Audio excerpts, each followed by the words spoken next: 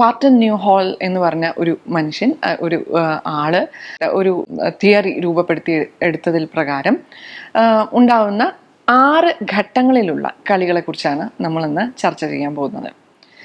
ആദ്യം തന്നെ നമുക്ക് നോക്കാം. കളി എന്ന് പറയുമ്പോൾ നമ്മളുടെ മനസ്സിൽ ആദ്യം വരിക കുട്ടികൾ ഓടി നടന്ന് കളിക്കുന്നത് അല്ലെങ്കിൽ ചലനം ഉൾപ്പെടുന്ന കളികളായിരിക്കാം. എന്നാൽ ജനിച്ച് 3 മാസത്തിൻ്റെ ഉള്ളിൽ 0 to 3 years ഈ പ്രായത്തിൽ തന്നെ വ്യാപൃതമല്ലാത്ത കളികൾ കുട്ടികൾ കളിക്കും. ഇത്രയും തിയറിറ്റിക്കലായിട്ട് പറഞ്ഞാൽ മനസ്സിലാവില്ലായിരിക്കാം, എന്നാലും ഞാനൊന്ന് ഉദാഹരണ സഹിതം പറയാം.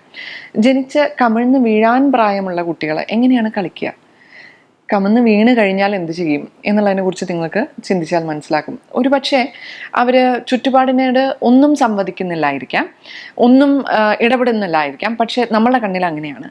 എന്നാൽ കുട്ടികൾ അങ്ങനെയല്ല അത് ചെയ്യുന്നത്.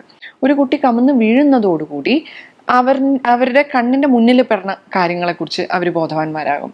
എന്താണ് കണ്ണിലോ കയ്യിലോ പെട്ടെന്ന് ആക്സസ് കിട്ടുന്നത്, പെട്ടെന്ന് കിട്ടുന്നത്, അത് പിടിച്ചും പിടി അയച്ചും ഒക്കെ കുട്ടികൾ, തുണിയുടെ കഷ്ണം, അമ്മയുടെ ഡ്രസ്സിൻ്റെ കഷ്ണം, ഇതെല്ലാം പിടിച്ചും പിടി അയച്ചും കുട്ടികൾ അതിലേക്ക് തന്നെ സൂക്ഷിച്ച് നിരീക്ഷിക്കുന്നത് നിങ്ങൾ കണ്ടിരിക്കാം.